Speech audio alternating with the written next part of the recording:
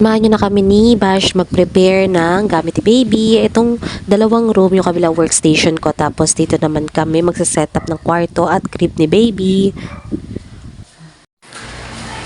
Unboxing. Unboxing ni Baby. Ano yan sa tingin mo? Ito. TV. Baby, Smarty. Smart TV.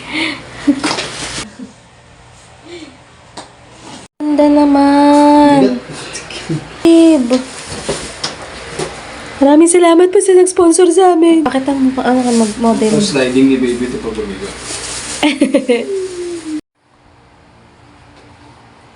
So, meron siya. At ayan na nga ang una naming in-install, ang crib ni Baby. Grabe, sobrang pasasalamat talaga namin kasi bigay lang to ng mga pinsan ko at saka ng tita ko na magiging tito at tita at lola naman ni Baby. O, diba? Shoutout sa inyo, grabe, sobrang nakatipid talaga kami. At ayan, habang nag-i-install, napagod na nga ang lola yung mag-unboxing na lang muna tayo. Ito mga pinag-add to cart ko sa Shopee at TikTok. Habang si Bash, busy-busy sa pag-i-install, ako naman ito, nag-unboxing lang ako para nakaupo lang, hindi masyadong mapagod. At ayan na nga, si Bash, nabuo niya na ang crib. O, diba, ang ganda?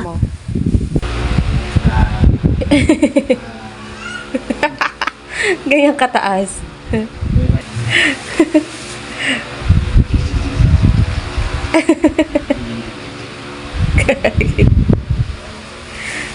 Salon!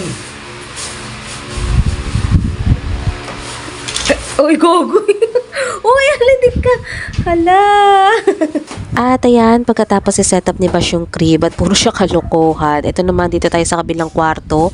Lilinisin na namin to. Medyo maalikabok na kasi talaga dito kasi ang tagal hindi tinirhan yung bahay.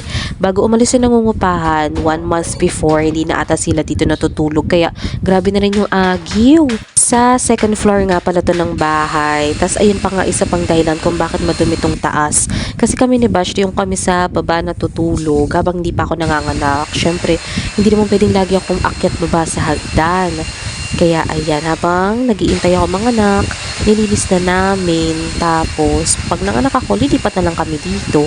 O, di ba pa? Kasi dito may aircon. Char! Kala mo may pera. Tapos, ayan, nag-vacuum na nga kami niyan. Tapos, nagwalis-walis. Tinanggal din namin yung mga agyo. Tapos, ayan si Bash. Binacuum na rin niya yung kama. Itong kama na to, galing pa to sa San Pedro, sa bahay ng lola ko. So, halos lahat talaga ng gamit namin. Puro mga ano na lang, kung hindi bigay, pamana, o kaya na grocery namin dun sa bahay na take home namin. Ayan, ito lang yung mga binili namin. Yung mop, syempre, tsaka tong vacuum. Pati nga yung aircon, galing lang din sa San Pedro. Yan, hindi rin kasi naman ginagamit. Kaya kami na lang kumuha. Papa-install namin siya sa linggo. Tapos, ayan, o, diba, malinis na siya. Sunod nating i-install, ni Bash pala. Sunod niyang i-install yung playpen naman. Grabe, nasusubok talaga dito ang pagiging, ano ni Bash, critical thinker. Kasi yung problem solving niya. Halos lahat kasi ng mga binili namin, walang instruction. Mag-unboxing.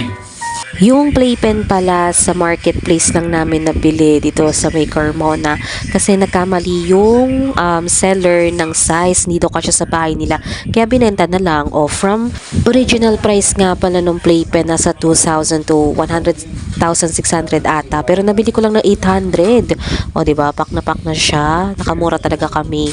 Tas ayan, ini-install na ni Bash yung playpen. Nanood lang siya sa YouTube niyan kung paano gagawin.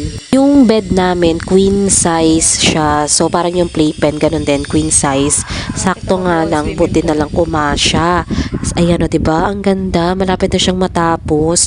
Ito talagang playpen. Kahit hindi pa naman syempre nagtatayo, tsaka naglalakad si Baby, in-install na namin. Kasi para talaga sa amin yan. Baka magulat kami yung baby namin nandun na sa may kabilang kwarto. Kasi sobrang likod namin dalawang matulog ni Bash. Kaya kami dapat talaga kinukulong sa ganyan. O, pak. O, diba? Success. Dyan siya. Lulusot mo.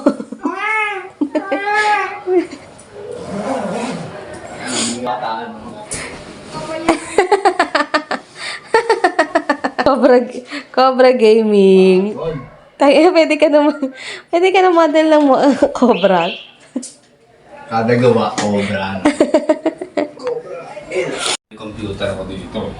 Bye. Ano. Day 1, complete.